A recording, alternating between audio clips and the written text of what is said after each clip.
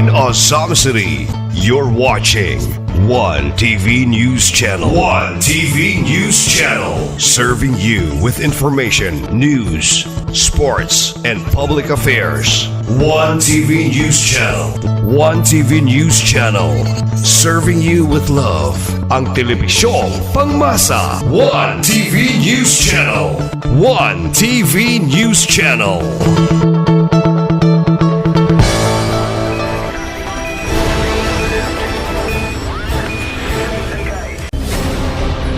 One TV special report.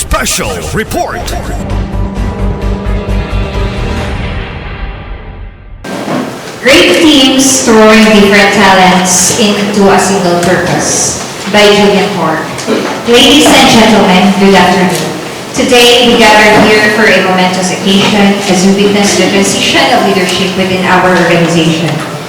Before we proceed, let us take a moment to acknowledge the presence of our distinguished guests and visitors, Police Commission officers present, my fellow CNCOs and non-uniformed personnel who have joined us for this significant event. My due respect also to our Provincial Director, Police Colonel Rinaldo N. Maclang, ably represented by our Deputy Provincial Director for Operations, Police Lieutenant Colonel Peter Ryan B. Rebillas, for his leadership and guidance. Welcome to the second Provincial Mobile Force Company Turnover of Office Ceremony. Today, we will witness the assumption of Police Lieutenant Colonel Jenrich C. Hilo. To officially welcome and greet everyone, please help me welcome Police Captain Helen Josevi and Moss for the welcome remarks. Let's give them a round of applause.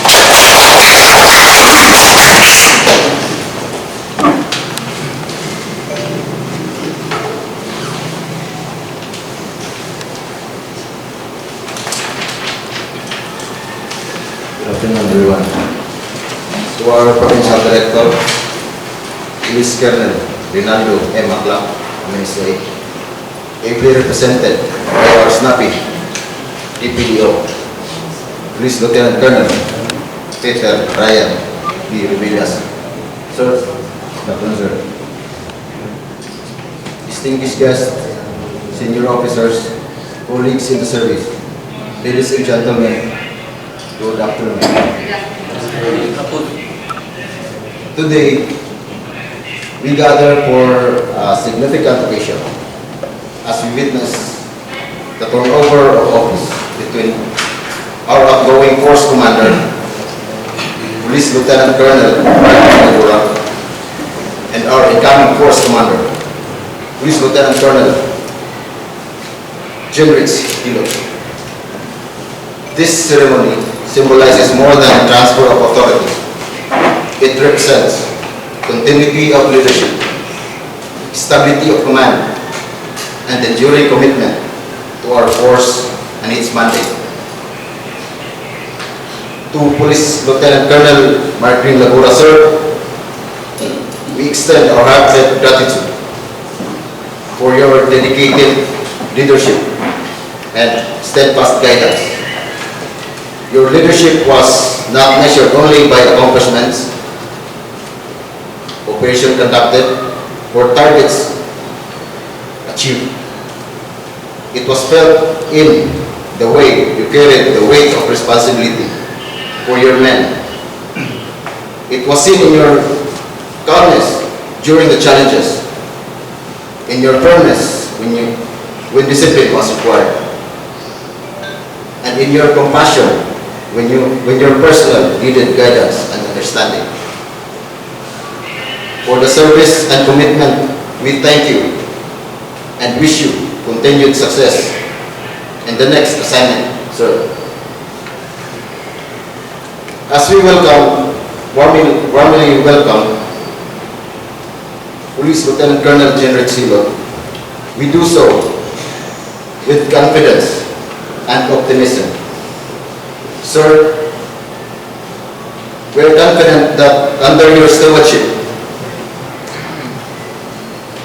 the force will continue to grow stronger, more dynamic, and even more responsive to the needs of the community we serve. May this transition further strengthen our unity, renew our commitment, and inspire us to serve and strive excellence in all what we do. Congratulations to both force commanders, and may your leadership journeys continue to bring honor to the organization. With that, ladies and gentlemen, I welcome you all. Thank you and good day.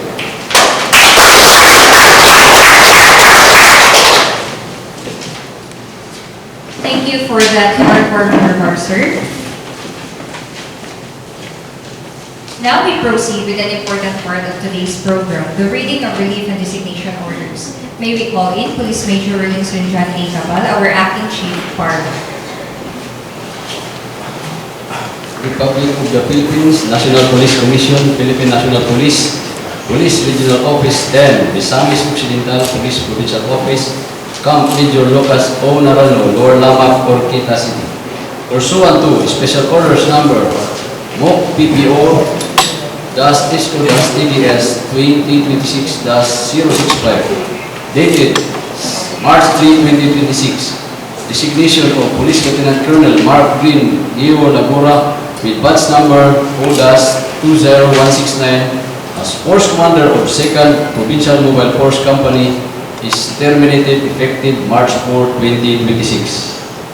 Pursuant to Special Orders Number MOC PPO-ISO-R8-2026-066 dated March 3, 2026, Police Lieutenant Colonel Jinrich Cabao Hilot with batch number U-22939 is relieved from Provincial Administrative and Resource Management Unit and reassigned to 2nd Provincial Mobile Force Company effective March 4, 2026. Pursuant to Special Orders Number MOC PPO-ISO-DES-2026-067 dated March 3, 2026, Police Lieutenant Colonel Jinrich C. Hilot is designated as Force Commander of 2nd Provincial Mobile Force Company effective March 4, 2026. Signed, Rinaldo M. Maclang, MNSA, Police Colonel, Provincial Director.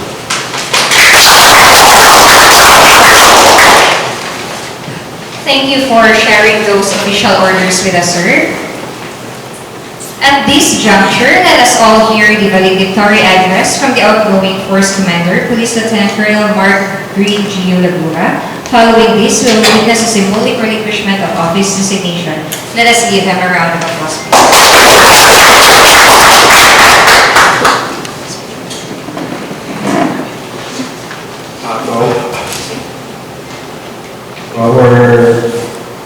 My respect to our Provincial Director, Police Colonel Rinaldo M. Maclang, MNSA, ably represented by my ever supportive direct upper class, Police Lieutenant Colonel Pedro Ryan P. Revilla, sir, to the incoming Force Commander, who is also very competitive and very able, Police Lieutenant Colonel Jinrich Hilot, the friends from media, especially to the personnel of the 2nd Provincial Mobile Force Company.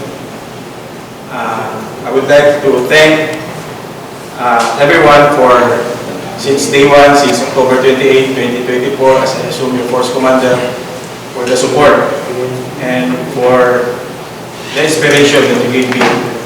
And also, we cannot do this without the help from our very supportive Governor,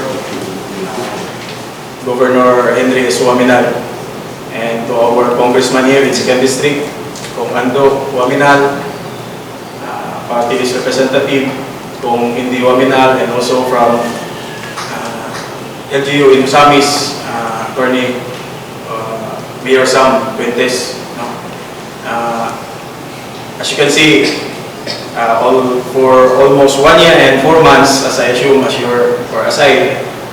I assume leadership in this unit, there were many events that we took, from our base in Agura, our old camp, Then we transferred here in Panadero. There were a lot of events that took place, and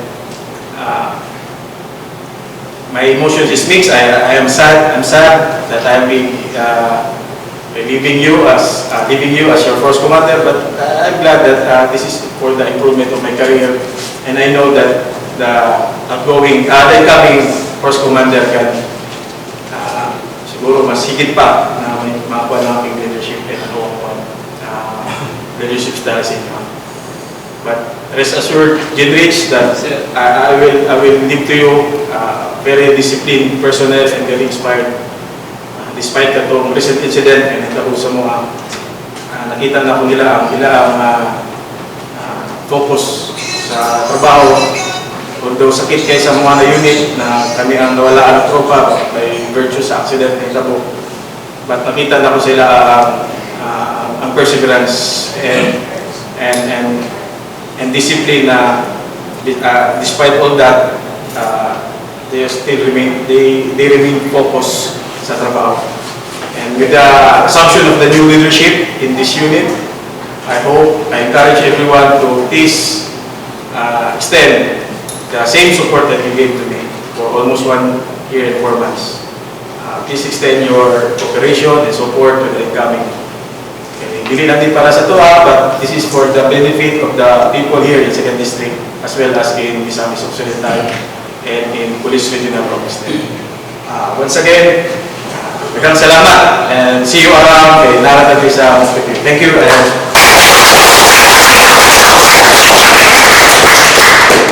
For the relinquishment of office, pursuant to Special Orders number MOOC PPO SOTDS 2026-065 dated March 3, 2026. I hereby relinquish my position as Force Commander of 2nd Provincial Mobile Force Company effective March 4, 2026. And I sign.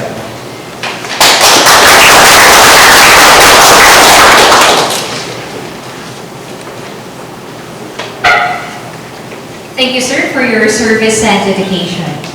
Now, we will proceed to the next important part of our program, the turnover of office. At this moment, we will witness a ceremonial turnover of office symbol, office property, and equipment inventory board. May we respectfully request our Provincial Director, Police Colonel Rinaldo Mendieta Maclang, be represented by our Deputy Provincial Director for Operations, President Colonel Peter Ryan P. Villas, our presiding officer, to be assisted by Police Executive Master Sergeant Kenneth S. Roses, Company ESCO, and Police Corporal Mary Maureen R. Laparas, Supply PNCO. May also request Police Lieutenant Colonel Lagura and Police Lieutenant Colonel Hilo to please stand and step forward.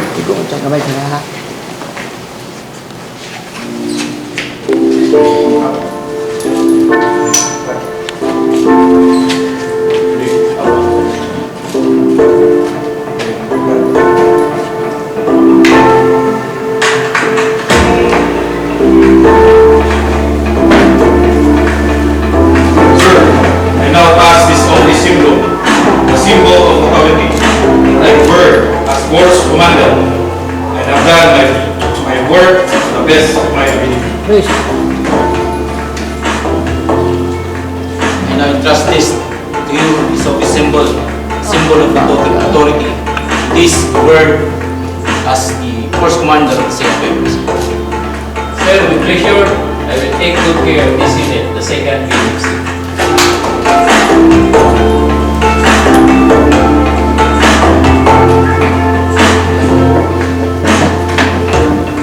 Sir, I now turn over this inventory of office property and equipment of 2nd PFC.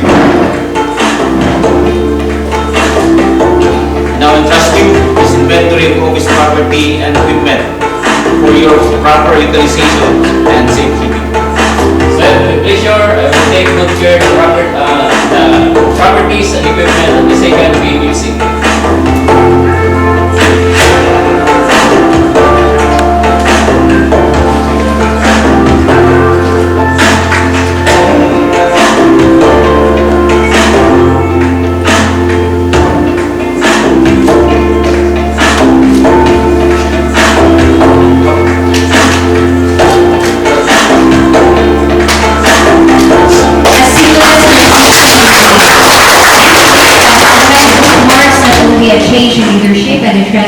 responsibilities, but also a continued commitment to excellence and collaboration. Thank you, sirs. Once again, let us give them a round of applause.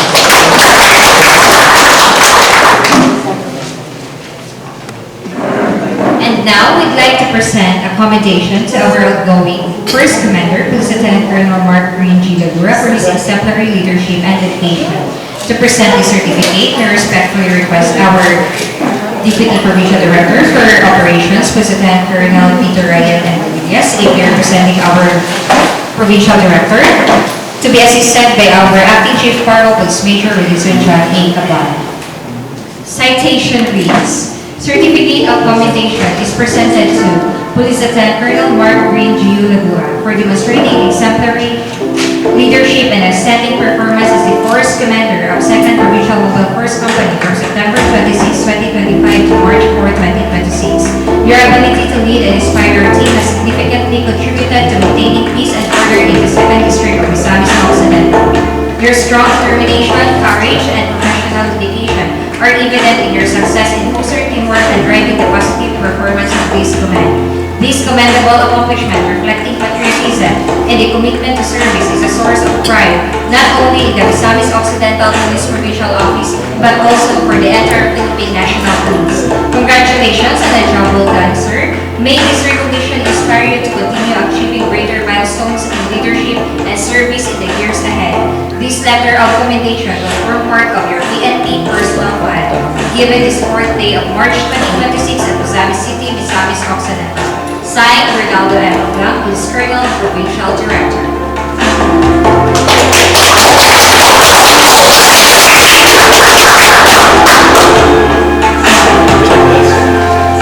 Once again, Sir Lagura, thank you for your outstanding service. And now, to formally assume office and deliver his inaugural speech as the new Force Commander of the 2nd Provincial Mobile Force Company, let's all welcome Lieutenant Colonel Jenrich C. Hilot. A big round of applause.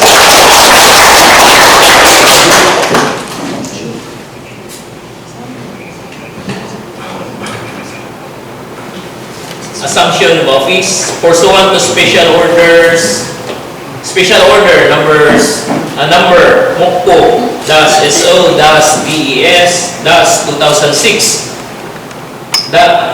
2026 067 dated March 3, 2026. I hereby assume the position as Force Commander of the 2nd Provincial Mobile Force Company effective March 4, 2026.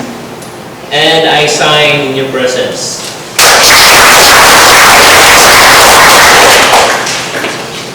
May hapon ka na itong tanan. I already asked permission sa to ang BPDO to go direct with my preliminaries. Pero dili na ko kalimtan sa pag-acknowledge na ako ang mga karaan ng mga media friends. Upat ni sila. And the new ones, thank you kayo for coming, and it's nice to be with you this afternoon. This day is a long day for me, for the Parmo family. Okay, ikan pa mi sa Bonifacio. Balik dito sa Orqueta, balik na po dito. But, trabaho man eh. So, ato ging trabaho na atong trabaho. Prayer palandaan, kung ang opening remarks ni Captain Anoos, together with the speech that ang outgoing Force Commander is quite enough to remind me that I should take good care of you as well as they do. Don't you worry, the outgoing Force Commander is very snappy. Kung sa inyo ang gitrabaho sa una, kung sa iyang pamalakad, I will try my best to maintain it. Just, I am open to suggestion. If you see me, musaka o gamay ang akong garbo, tap me. Kuita ko din yun. And I will, nabilang sa akin nga malimutan o madala ka sa emosyon. So, just always remind me, I will listen to you. You know mga igsoon, alam ko kamo sa istorya. Sa dihan si Alexander the Great, hapit na niya makanker ang majority sa mga sa mga area na gikutan sa Persia. Actually, Persia is the modern day Iran. Muring akong italong yung story. One of the strongholds, last stronghold of the Persian Empire is the island of Tyre, which is located in Lebanon.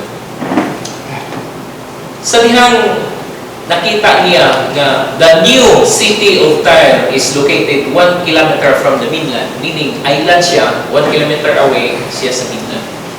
It was a great challenge for him. So what he comes up, together with the suggestions sa iyang mga kauban, the old city of Tyre, which was destroyed by the Babylonians, by King Nebuchadnezzar II, ang ilang mga debris, ilang gilabay sa dagat, apil na ang mga kahoy, mga uban pag ng mga concrete dito, mga materialis, just to make way para ma-approach nila ang mga island. And for 7 months, they were able to conquer the new city of Tyre. Just like inana na sitwasyon mga igsoon. We cannot. Ang challenge nga dito bang sa second PVC, labi na sa pangitaw, is a great challenge. Without you, without your ideas, without your support, even sa dapat inyo pili, wala no. Even sa smallest na rank, sa lowest na rank, maminaw kita sa suggest, maminaw dito sa inyo ang suggestion. And we cannot conquer a problem kung dili tamang tinamangay. So I need your help, and together sa guidance sa atong Ginoo, ang tanang masagubang na itong mga problema po ato na naglusutan. May hapon ka na itong tanan.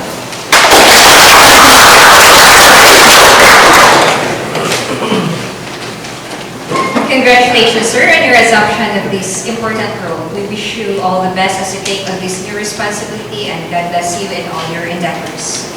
At this juncture, let us all hear the message from our Provincial Director, Police Colonel Reynaldo M. Maclam, to be delivered to us by our Deputy Provincial Director for Operations, Lieutenant Colonel Peter Ryan Villas. A round of applause.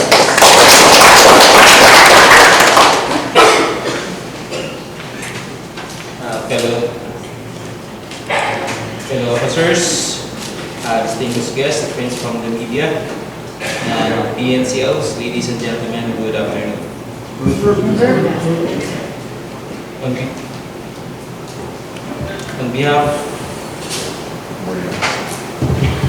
On behalf of our Provincial Director, it is my distinct honor to deliver a few words during this meaningful ceremony.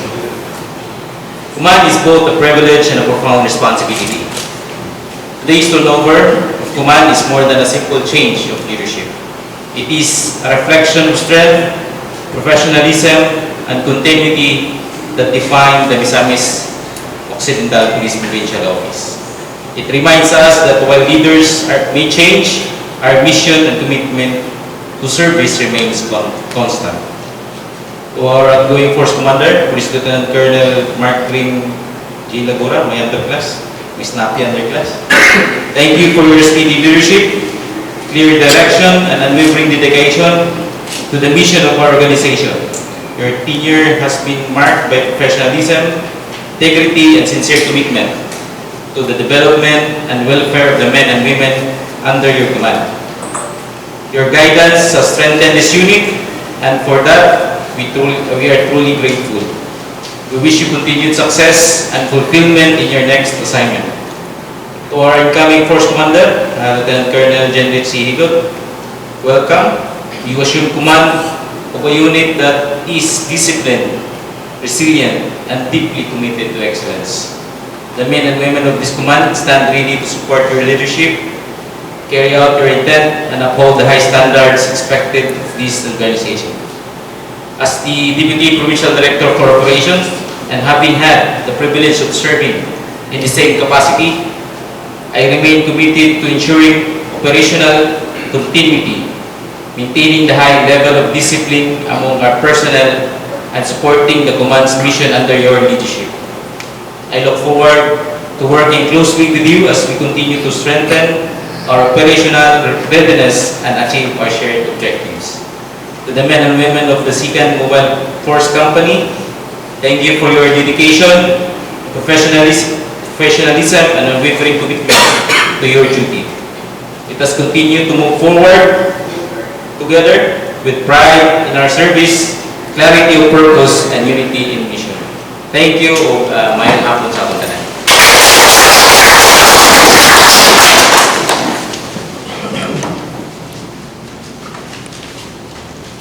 Thank you very much, sir, for your leadership and direction. As we conclude today's program, we express our gratitude to everyone who has made this event possible.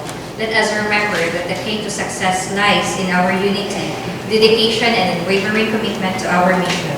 May our collective efforts pave the way for a brighter and more prosperous future, especially in the 2nd District of Misamis Occidental, where every Misamisnon magpuyong malinawon, malambuod o malipayon.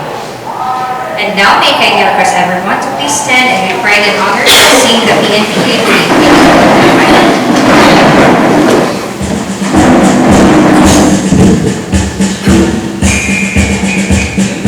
Tayo ng katahimikan, pinipiling ko ng bayan, kriminal aming kalaban, mamayan paglilingkuran. Sa bayan at mamayan, PNP ang inyong sandigan, integridad, disiplina at kasanayan, gabay sa tungkuling alay. Makadiyos at makabayan, makatao at makakalikasan, sa tungkuling aming karangalan, ihandog mag-iisang buhay. Batas ay patutupad, pantay-pantay ay para sa lahat. Walang mayaman o mahirap, ang dulot sa bayan ay galang. PNP mamayan magtulungan, ayusan kalagayan ay kampan. Kalagayan tulad na tunay, payapay ating talumpay. Nakadiyos at makabayan, makatao at makakalikasan, sa tungkulin aming karangalan,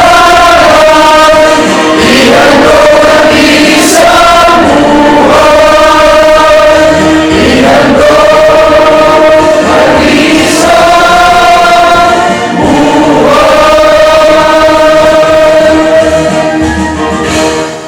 This is your Master of Ceremony, leaving you with our own province, party.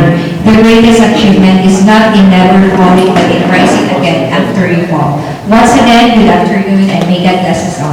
Your next everyone, for your group photo to commemorate this event. So, forward ang kasat, para diri ang